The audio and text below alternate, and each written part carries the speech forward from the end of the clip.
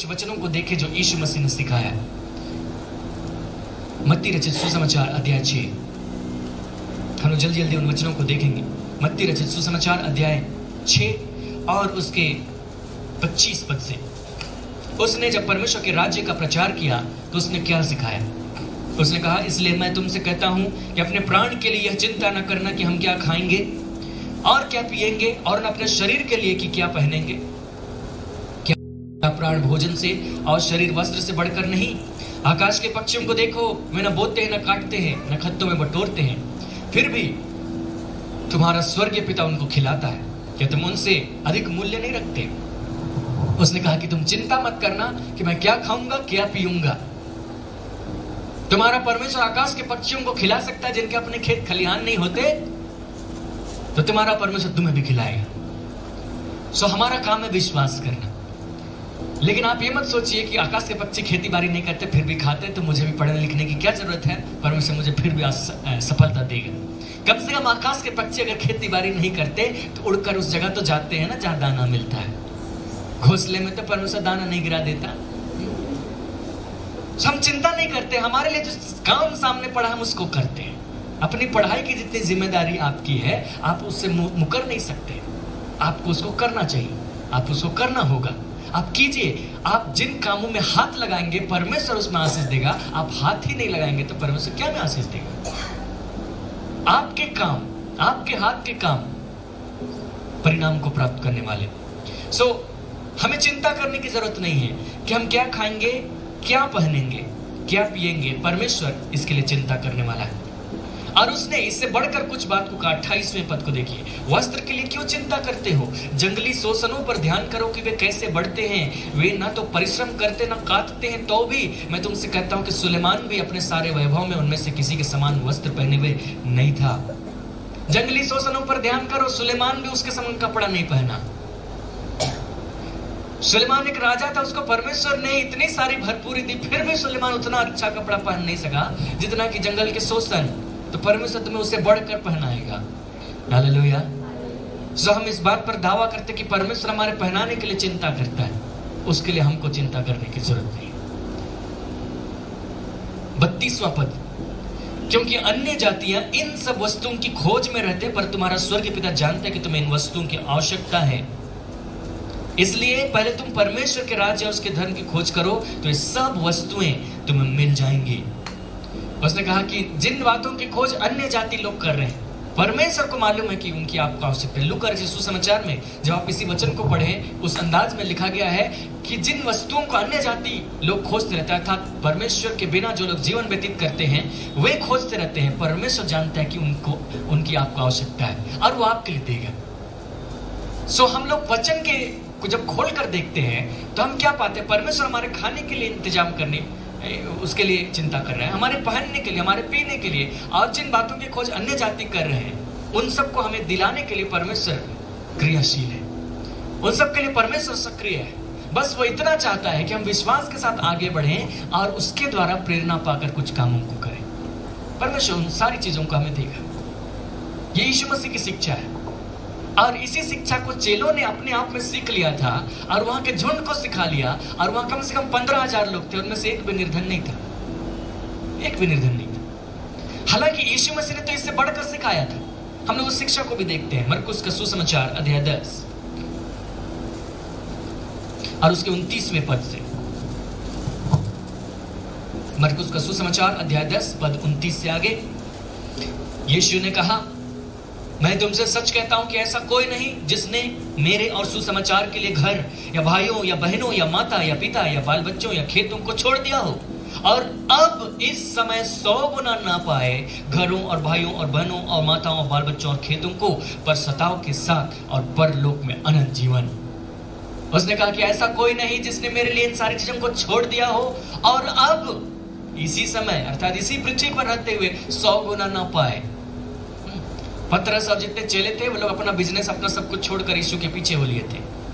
हम लोग यीशु के पीछे किस तरीके से होते हैं? हम लोग अपना बिजनेस, अपना सब कुछ छोड़कर पीछे नहीं होते, ठीक है? हम लोग उसी तरीके से पीछे होते जिस प्रकार वो बुलाता है। उस समय वो जरूरी था क्योंकि वहां पर यीशु मसीह सब जगह उपस्थित नहीं था। अगर वो गलील में है तो गलील में है, अगर वो यरूशलेम में है तो यरूशलेम में है। यीशु के पीछे जाना है तो आपको गलील से यरूशलेम तक यात्रा करना पड़ेगा। और आज हम लोग को यीशु के पीछे जाना है तो ऐसा कोई जरूरी नहीं, ठीक है। और उस समय अगर यीशु के पीछे आपको गलील से यरूशलेम जाना पड़ेगा तो बिजनेस तो जरूर जाहिर है कि छोड़ना ही पड़ेगा, घर को छोड़ना ही पड़ेगा।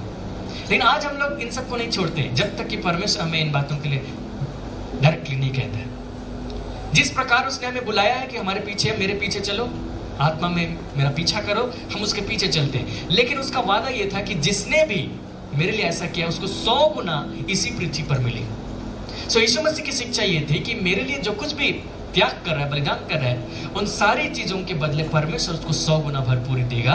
कब? इसी पृथ्वी पर। और परलोक में वो बात की बात है, वो दूसरी चीज। लेकिन इसी पृथ्वी पर रहते हुए 100 गुना उसको मिलेगा। सो 100 गुना की आशीष इसी पृथ्वी के लिए है। पृथ्वी के बाद तो अनंत, वहां गुना करके आप नहीं निकाल सकते। पृथ्वी के बाद अनंत की बात है। तो इस पृथ्वी पर 100 गुना।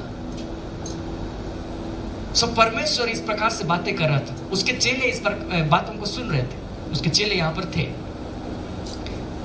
अब चेलों ने वाकई में इस आशीष को पाया। आपको खोलकर दिखाऊंगा। सिर्फ उसका एक चेला यहूदा इस्करियोती जो था, उसकी मेंटालिटी ठीक नहीं थी। देखिए, मैं इन बातों को जब बता रहा हूं कि परमेश्वर हमें धन की आशीष को देगा, ऐसी आशीष जिसमें ना हमको खाने की, ना पीने की, ना पहनने की, ना किसी बात की चिंता रहेगी, परमेश्वर उन सारी बातों को देगा, तो हमारी प्राथमिकता धन नहीं होना चाहिए, ठीक है। एवढे सावधानी बरतने की बात। निश्चित रूप से धन परमेश्वर देगा, लेकिन हमारी प्राथमिकता धन नहीं है, हमारी प्राथमिकता परमेश्वर है। और अगर परमेश्वर कह देगा कि इस धन को तुम ठोकर मार के मेरे पीछे चले आओ, तो उसके लिए भी तैयार हो जाना चाहिए। लेकिन इस बात को भी जानना चाहिए कि परमेश्वर धन देता है। नहीं तो सुलेमान ने बुद्धि मांगी थी, परमेश्वर उसको बुद्धि देकर संतुष्ट हो जाता। अच्छा मांगा, ठीक, लो। लेकिन उसने कहा कि उसके साथ मैं तुम्हें सारी संपत्ति भी देता हूं। और सुलेमान इतना धनवान हो गया कि उसके बाद कोई राजा उसके समान धनवान नहीं था। वो सचमुच धनवान हो गया। अब्राहम धनवान हो गया, यूसुफ धनवान हो गया, दानियल धनवान हो गया, दाऊद धनवान हो गया। परमेश्वर ने उनको धन की आशीष दी। लेकिन समझने की बात यह है कि हमारी मेंटालिटी में, हमारी मानसिकता में धन कभी भी प्राथमिक नहीं होना चाहिए। धन हमेशा नीचे के स्थान में रहना चाहिए। परमेश्वर प्राथमिक रहना चाहिए। हम परमेश्वर के पीछे चल रहे हैं, परमेश्वर हमें हमारी जरूरतों को पूरा करने के लिए सारी चीजों को दे रहे हैं। तो जो यहूदा इस्करियोती था, वो भी इन बातों को सुना होगा। लेकिन बाइबल बताती है कि वो चोर था, क्योंकि उसकी प्राथमिकता धन थी। उनके सेवकाई के लिए जब लोग दान देते थे, उसकी थैली यहूदा इस्करियोती के पास रहती थी, वो उसमें से चुरा लेता था। मैं सोचता हूं कि क्यों यीशु मसीह ने उसी को खजांची बनाया जबकि वो चोर था। किसी दूसरे को बना देता, कम से कम उसको चोरी करने का अवसर नहीं मिलता। लेकिन मैं क्या सोचता हूं, हो सकता है यीशु मसीह ने सोचा होगा कि इसको धन दे दिया जाए, ये ज्यादा पैसा गिनेगा तो पैसे की लत से छुटकारा पाएगा। अरे पैसा तो मेरे पास रहता ही है। लेकिन यहूदा इस्करियोती के मन में वो लालच खत्म नहीं हुआ, यहां तक कि उस धन को पाने के लिए उसने यीशु को भी बेच दिया। लेकिन जो उसके बाकी चेले थे, वे लोग ऐसा नहीं थे। उन्होंने वाकई यीशु मसीह पर विश्वास किया। हालांकि जब यीशु मसीह क्रूस पर चढ़ाए जाने वाले थे, उसमें उन्होंने ठोकर खाई। किसी ने इनकार किया, किसी ने उसको छोड़ दिया, कोई भाग गए वगैरह हो गया। लेकिन उनकी मानसिकता में ये बात घर कर गई थी। यीशु मसीह ने उनको बताया था, कोई भी व्यक्ति 2 स्वामियों की सेवा नहीं कर सकता। परमेश्वर और धन दोनों की सेवा तुम नहीं कर सकते। तुम्हारी प्राथमिकता परमेश्वर होनी चाहिए। उनकी प्राथमिकता परमेश्वर थी, 11 चेलों की प्राथमिकता। लेकिन एक चेले की प्राथमिकता धन थी, और उसने उसके लिए यीशु मसीह को भी बेच दिया। लेकिन उसको धन भी प्राप्त नहीं हुआ, आखिरकार वो फांसी लगाकर मर गया। लेकिन जिन्होंने इन सारी चीजों का इनकार किया, उनको क्या मिला? बाइबल कहती है कि यहूदा इस्करियोती ने जो 30 चांदी के सिक्कों में यीशु मसीह को खरीदा था, बेचा था, उन चांदी के सिक्कों से वो खेत खरीदना चाहता था कि उसके लिए खेत मिल जाए। हालांकि जब उसने देखा कि कुछ गड़बड़ हो रहा है, चांदी के सिक्कों को फेंक दिया, वापस लौटा दिया। लेकिन फिर भी उसको कुछ नसीब नहीं हुआ। लेकिन जो उसके बाकी चेले थे, उनको कुछ नसीब हुआ। जैसा यीशु मसीह ने कहा था कि जो मेरे लिए इन बातों को छोड़ेगा उसको 100 गुना मिलेगा। वाकई उनको 100 गुना मिला। प्रेतों के काम में आइए, 4था अध्याय।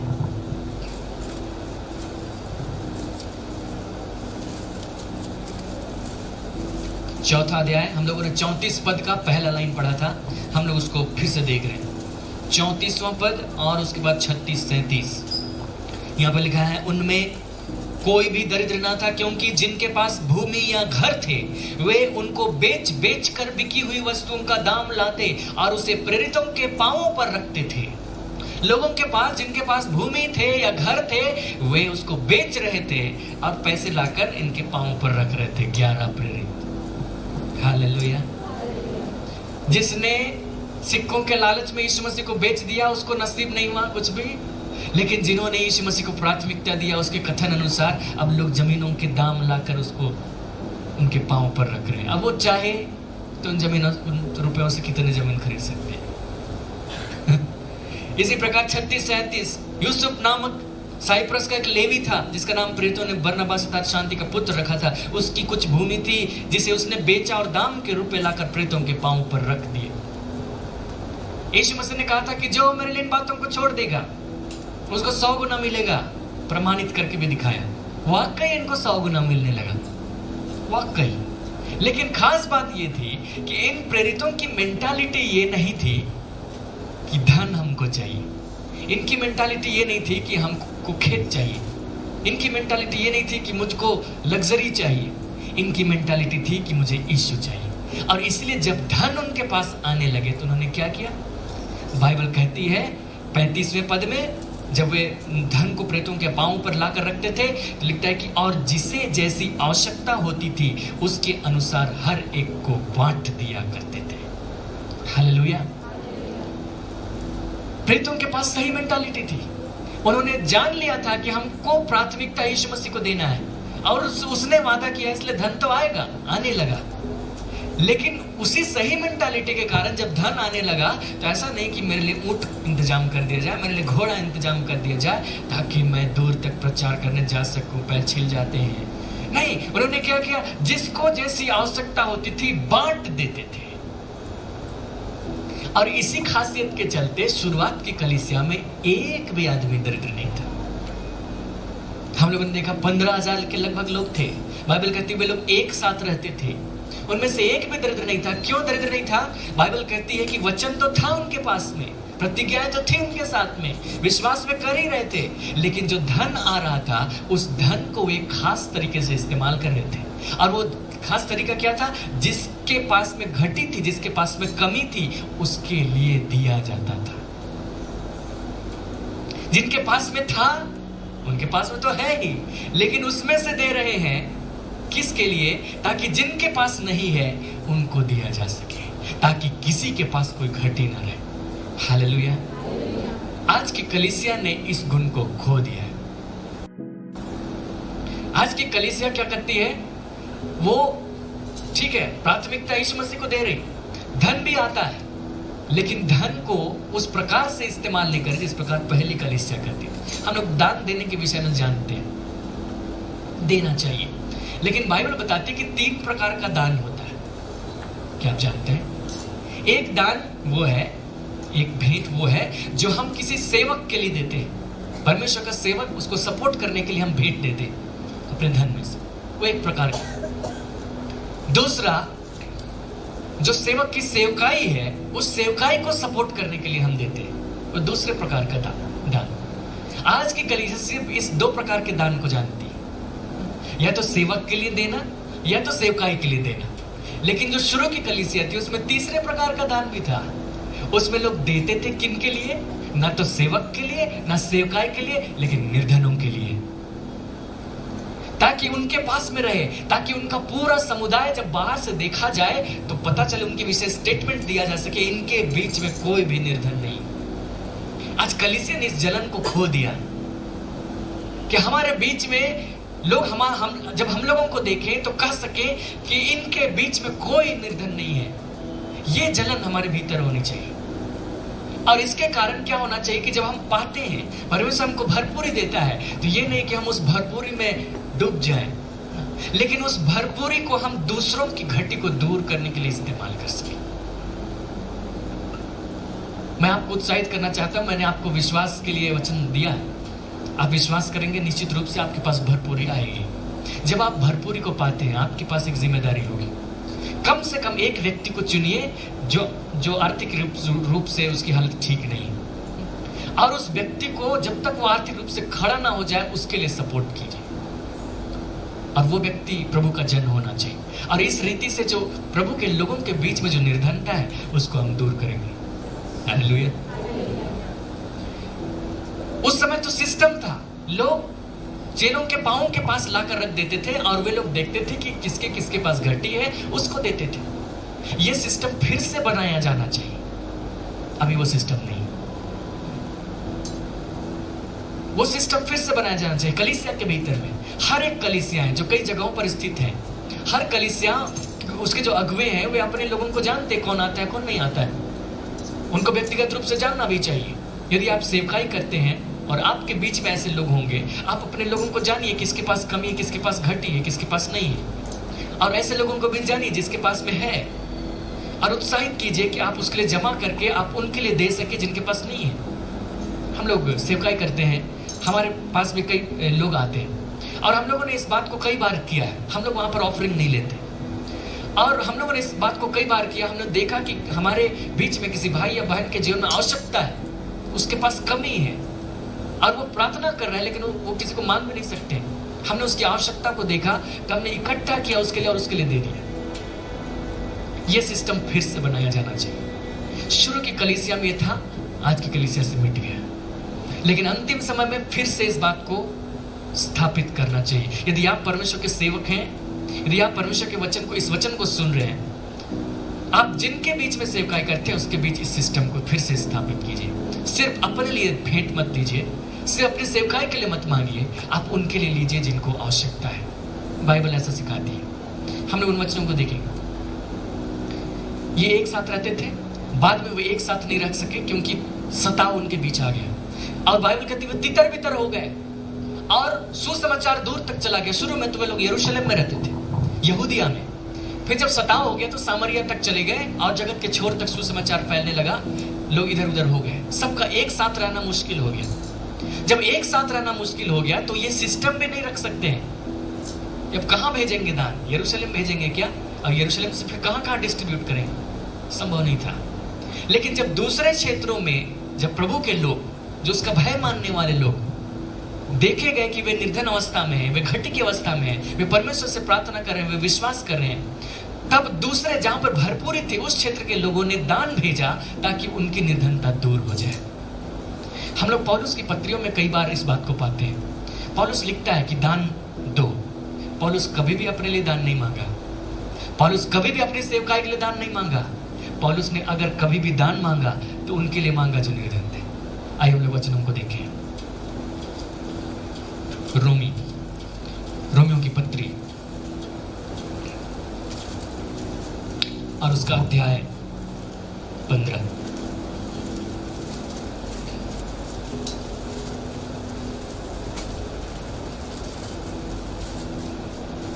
पच्चीस पद से हम लोग देखते हैं। 25 से यह लिखता है, परंतु अभी तो मैं पवित्र लोगों की सेवा करने के लिए यरूशलेम को जाता हूं। वो कह रहा था कि मैं आऊंगा रोम, अभी तक मैं नहीं आ पाया, अभी भी नहीं आ सकूंगा क्योंकि मैं यरूशलेम जा रहा हूं। क्यों जा रहा हूं? मैं पवित्र लोगों की सेवा करने के लिए यरूशलेम जा रहा हूं। यरूशलेम में कुछ पवित्र लोग हैं, संत लोग हैं, अर्थात हमारे समान विश्वासी। मैं उनकी सेवा करने के लिए जा रहा हूं। किस प्रकार की सेवा? वचन की सेवा करने नहीं, वो भी साथ में हो जाएगी, लेकिन किस प्रकार की सेवा? आगे देखिए, क्योंकि मकीदुनिया और अखिया के लोगों को यह अच्छा लगा कि यरूशलेम के पवित्र लोगों में निर्धनों के लिए कुछ चंदा करें। उन्हें अच्छा तो लगा, परंतु वे उनके कर्जदार भी हैं, क्योंकि यदि अन्य जाति उनकी आत्मिक बातों में भागी हुए तो उन्हें भी उचित है कि शारीरिक बातों में उनकी सेवा करें। इसलिए मैं यह काम पूरा करके और उनको यह चंदा सौंप कर तुम्हारे पास होता हुआ स्पेन को जाऊंगा। उसने कहा, मैं यरूशलेम को जा रहा हूँ पवित्र लोगों की सेवा करने के लिए। किस प्रकार की सेवा? मैं अखिया में था, मैं मकीदुनिया में था, वहां के लोगों को अच्छा लगा क्योंकि उनके पास भरपूरी थी, वहां सताव भी नहीं था, वे लोग कमाते थे, और उनको मालूम हुआ यरूशलेम में जो विश्वासी हैं वे निर्धन हालत में हैं क्योंकि वहां सताए गए हैं, उनकी नौकरियां छीन लिए गए हैं, उनकी स्थिति ठीक नहीं है। इन्होंने कहा कि चलो हम लोग पैसा भेजें, और पौलुस को उन्होंने वो पैसा दे दिया, और पौलुस उसको लेकर यरूशलेम चला गया ताकि उनको दे दे, और जब उनको दे देगा तब स्पेन चला जाएगा। पौलुस की सेवकाई का एक हिस्सा ये भी था, निर्धनों के लिए चंदा भेजा जाए। आज की जरूरत है कि कलीसिया इस बात को जाने, इस बात को समझे कि उसमें जो देने वाले, दे सकने वाले लोग हैं, जिनके पास भरपूरी है, वे उनके लिए दे जो निर्धन है। जब तक वो सिस्टम नहीं बना है, आप किसी पर भरोसा नहीं कर सकते कि आप उसको देंगे तो सही व्यक्ति को, निर्धन व्यक्ति को देंगे। आप तब तक व्यक्तिगत रूप से इस जिम्मेदारी को उठाएं। यदि आपके लिए खाने के लिए है, पहनने के लिए, आपके जीवन जीने के लिए है, आपके पास धन बच रहा है, आप सेवा के लिए भी दे रहे हैं, अच्छी बात है, तो आप इस बात को सोचिए, मैं प्रभु के किसी जन के लिए उसको खर्च करूं। हम लोग एक और वचन को देखेंगे, पहला कुरिन्थ अध्याय 16 उसके 1 पद से।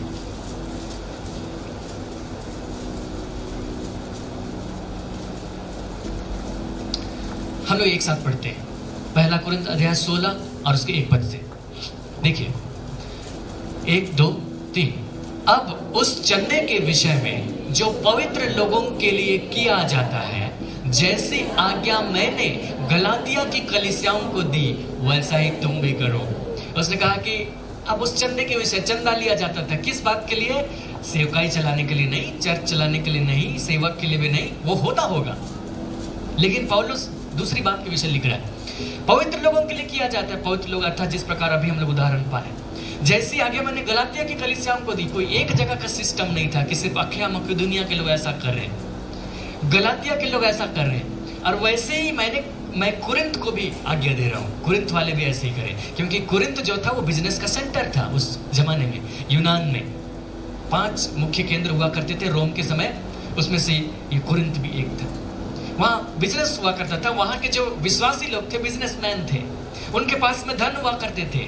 तो उसने कहा कि जब तुम लोग इकट्ठे होते हो, तुम्हारे पास तो धन है, तो तुम उनको दे सकते हो जो पवित्र लोग तो हैं पर निर्धन है, जिनके पास में घटी है, तो उसके वैसा ही तुम भी करो। आगे नेक्स्ट दूसरा, सप्ताह के पहले दिन तुम में से हर एक अपनी आमदनी के अनुसार कुछ अपने पास रख छोड़ा करे कि मेरे आने पर चंदा ना करना पड़े। देखिए मैंने आपको बताया है कि कभी आप किसी वचन को पढ़ें, उसके ऊपर नीचे मिलाकर देखिए किस चंदे के विषय कह रहा है, जो पवित्र लोगों के लिए किया जाता है। सप्ताह के पहले दिन, इतवार के दिन जब तुम जमा होते हो, उसी दिन इकट्ठा कर लेना इस प्रकार का चंदा। इतवार के दिन वे लोग इकट्ठा करते थे जब वे लोग चर्च जाते थे, ताकि निर्धनों को दिया जा सके। नेक्स्ट 3, और जब मैं आऊंगा तो जिन्हें तुम चाहोगे उन्हें मैं चिट्ठियां लेकर भेजूंगा कि तुम्हारा दान यरूशलेम पहुंचा दे, क्योंकि सबसे ज्यादा निर्धन लोग यरूशलेम में पाए जा रहे थे। क्यों? क्योंकि वहां पर सताहट थी। जो मसीही लोग थे उनको मार डाला जा रहा था, उनको जेल में बंद किया जा रहा था, उनको काम करने नहीं दिया जा रहा था, उनके खेत खलियान छीन लिए गए थे, वे वाकई निर्धनता का जीवन जी रहे थे। सो चाहिए था कि कुरिन्थ के लोग सुसमाचार प्राप्त किए हैं, धन है, यरूशलेम को भेजे, अखया के लोग, मकिदुनिया के लोग भेजे, रोम के लोग भेजे, ताकि यरूशलेम के लोग निर्धन ना रहे। हालेलुया। और ये दान पहले दिन, सप्ताह के पहले दिन वे लोग इकट्ठा कर लेते थे, ये सिस्टम था उस समय, और इस बात को यहाँ पर उभारा जा रहा है, और यही चीज हम लोगों को फिर से चाहिए। यहाँ पे पौलुस चंदा इकट्ठा करने के विषय में बात कर रहा है। हम लोग एक और दूसरा कुरिन्थ की पत्री में देखते हैं, इसी प्रकार वो कहता है, दूसरा कुरिन्थ अध्याय 8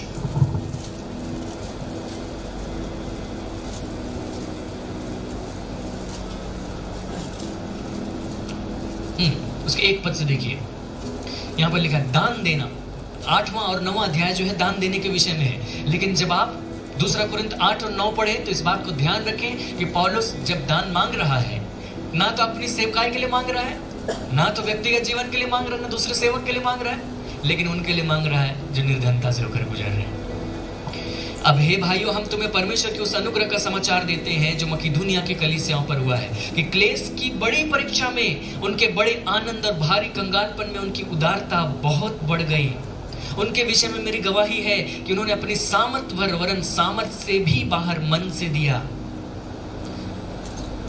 ये मकिदुनिया के कलीसिया के लोग हैं, इनके बीच में क्लेश आ पहुंचा है, लेकिन उस क्लेश के बीच में भी ये लोग दान इकट्ठा कर रहे हैं। किस बात के लिए? ताकि दूसरों को दे सकें। उनकी उदारता बढ़ गई, उन्होंने अपनी सामर्थ से बाहर भी दिया। और लिखा किस बात के लिए दान दे रहे हैं, 4था पद, और इस दान में और पवित्र लोगों की सेवा में भागी होने के अनुग्रह के विषय में हमसे बार बार बहुत विनती की। वो कह रहा है कि वे लोग दे रहे हैं किस बात के लिए? दूसरे लोगों के, पवित्र लोगों की सेवा में भागी होने के विषय में, इस दान के विषय में उन्होंने विनती की कि हमारे दान को भी ले लो। उन्होंने दिया। और उसके बाद इन कुरिन्थ के लोगों को ये पत्री लिखकर बता रहा है कि तुम लोग तो धनवान हो, तुम लोग तो बिजनेस के शहर में रहते हो, ऐसा शहर जहां पर बिजनेस होता है, दूर दूर के देश के लोग आते, व्यापारी आते हैं, बिजनेस होता है, तुम्हारे पास धन है, तुम्हारे पास कमी नहीं है। जब मकिदुनिया के लोग अपने क्लेश की स्थिति में दे सकते तो तुम लोग क्यों नहीं दे सकते?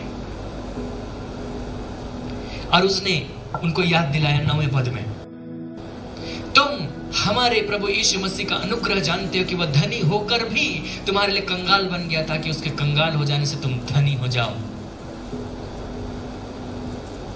यीशु मसीह के पास भी धन था, लेकिन ताकि वो धन हमें दे सके वो खुद कंगाल बन गया और उसके कंगाल हो जाने से हम धनी हो गए। कुरिन्थ वालों को याद दिला रहे, तुम धनी हो गए, अब तुम दूसरों के लिए दो। अब पूरा अध्याय आप पढ़िएगा। वो तीतुस को भेजता है कि तीतुस जाएगा और उस दान को ले आएगा और उनको बांट दिया जाएगा, ताकि किस प्रकार से 13वें पद को देखिए, 8 के 13, यह नहीं कि दूसरों को चैन और तुमको क्लेश मिले। ऐसा नहीं कि तुम दूसरों को दे रहे हो और तुम्हारे पास घटी हो गई, उस हिसाब से नहीं, परंतु बराबरी के विचार से तुम्हारे पास भी रहे, उनके पास भी रहे, बराबरी के विचार से।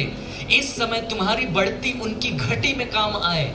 इस समय तुम्हारी बढ़ती है, तुम्हारे पास सब कुछ भरपूरी से है, उनकी घटी है, तुम्हारी भरपूरी उनकी घटी में काम आए, ताकि उनकी बढ़ती भी तुम्हारी घटी में काम आए, ताकि कभी ऐसी नौबत आए कि तुम्हारे बीच में क्लेश आ गया, तुम लोग उसके लिए तरस रहे हो, तुम लोग प्रार्थना कर रहे हो, तब तक वे लोग बढ़ चुकेंगे और उनकी बढ़ती से तुम लोग पाओगे, वे लोग रिटर्न में भेजेंगे। जैसा लिखा है, जिसने बहुत बटोरा उसका कुछ अधिक ना निकला। जब मन्ना वे लोग बटोरते थे तो जिन्होंने बहुत बटोरा उसका अधिक ना निकला, और जिसने थोड़ा बटोरा उसका कम ना निकला। तो हम लोग मन्ना आसमान से नहीं बरस रहा है इस समय धन के रूप में, लेकिन कुछ है जिनके पास ज्यादा है, कुछ है जिनके पास कम है। तो जिनके पास भरपूरी है उनकी भरपूरी से जिनकी घटी है वो पूरी की जाए। और एक दिन जब वे हमेशा उस हालत में नहीं रहेंगे कि दूसरों के सामने उनको दूसरों से मिलता रहेगा, वे उस हालत में चले जाएंगे कि उनकी बढ़ती हो जाएगी, और वे इस हालत में हो जाएंगे कि वे दूसरों के लिए भी भेजेंगे। सब पूरी कलीसिया में इस सिस्टम को बना सकते हैं। विश्वास योग्य लोगों की जरूरत है कि एक कलीसिया या एक झुंड जो है अपने लोगों के, लोकल लोगों के लिए चिंता करे कि जिसके पास है वे लोग उनके लिए दे सके, जिनके पास नहीं है उनको सपोर्ट कर सके, उनको प्रोमोट कर सके। हम लोग कई प्रकार की योजनाओं को सोच सकते हैं। हो सकता है कि हम किसी व्यक्ति को देखें जिसको पढ़ने में रुचि है, परंतु उसके पास धन की कमी है, और उस धन की कमी के कारण वो पढ़ नहीं पा रहा है, परंतु कलीसिया के लोगों को मालूम है कि अगर ऐसी स्थिति है तो जिसके पास है उसको देना चाहिए ताकि वो पढ़ जाए, फिर एक दिन उसकी बढ़ती किसी की घटी में काम आएगी।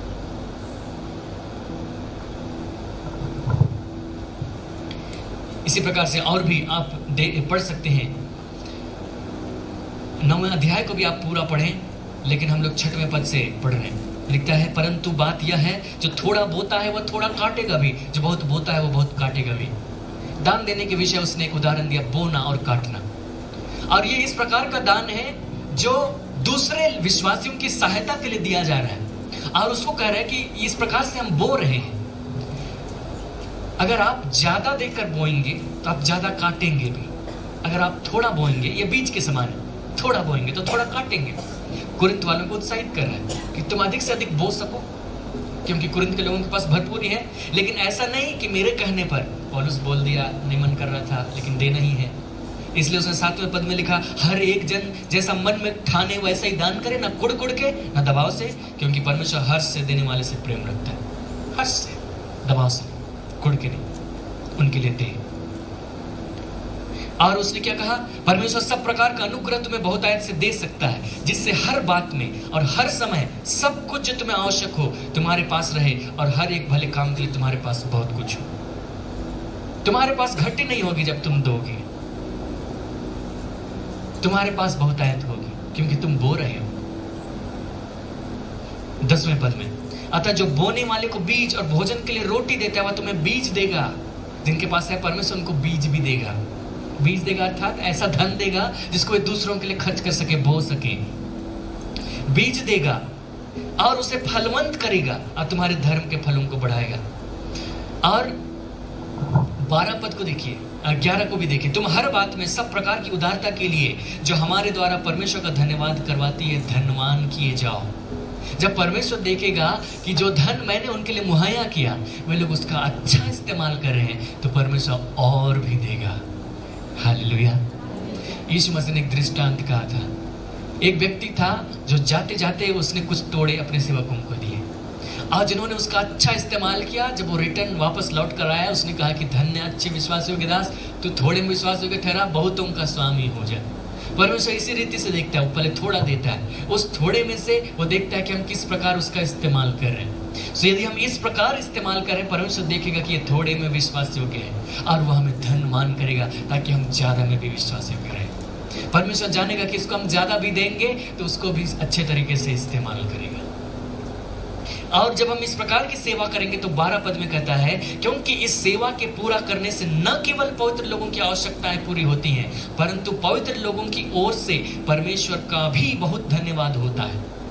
जब हम इस प्रकार दूसरे लोगों की आवश्यकता के लिए दे रहे हैं तो उनकी आवश्यकता तो पूरी होती ही है, परमेश्वर का भी बहुत धन्यवाद होता है। कैसे?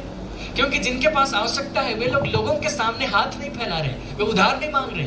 प्रभु के जन है, वो सम्मान के साथ जीवन व्यतीत करें, वे अपनी आवश्यकताओं को परमेश्वर के पास में रख रहे हैं, परमेश्वर से मांग रहे हैं और परमेश्वर उनकी आवश्यकताओं को पूरा करने के लिए हमें इस्तेमाल कर रहा है कि हम उसके लिए पहुंचा दिए, दे दिए और उसकी आवश्यकता पूरी हो गई। लेकिन मांगा तो उसने परमेश्वर से था, तो धन्यवाद परमेश्वर को देगा। सो परमेश्वर का बहुत धन्यवाद भी होगा। सो परमेश्वर चाहता है कि हम लोग इन बातों को सीखें। हम लोगों ने उस बात को सीखा, परमेश्वर हमारी भरपूरी को चाहता है। परमेश्वर कभी नहीं चाहता कि उसके लोग कंगाल की अवस्था में रहें। तेरे बीच कोई दरिद्र नहीं रहेगा ऐसा कहने की कोई जरूरत ही नहीं थी, लेकिन वो वाकई चाहता था कि ना रहे। और आज की कलीसिया में भी उस स्थिति में वापस जाना है हम लोगों को। लेकिन आज हमारी कलीसिया में दरिद्र लोग पाए जाएंगे, ठीक है। हम कलीसिया से बाहर जो दरिद्र उनके विषय में बात नहीं कर रहे, अभी हम कलीसिया को तेजस्वी करने की बात कर रहे हैं, ठीक है। क्योंकि उनकी दरिद्रता सिर्फ हम दूर कर दें और वे लोग उसमें दूर होकर मगन हो जाए, प्रभु यीशु मसीह को न जाने तो क्या फायदा, हम लोग उनके लिए क्या भलाई की। लेकिन जब वे लोग तेजस्वी कलीसिया को देखेंगे जहाँ कोई दरिद्र नहीं है तो हम उनको कह सकेंगे कि ये भरपूरी यीशु मसीह के कारण ही आई है, क्योंकि हम यीशु मसीह के कारण से ही इन सारे कामों को करेंगे। सो इस बाइबल में इस बात को बताया गया है कि दरिद्र नहीं रहने का इकोनॉमिक्स क्या है। आप लोग पढ़ते होंगे स्कूल में, कॉलेज में इकोनॉमिक्स, मैंने नहीं पढ़ा,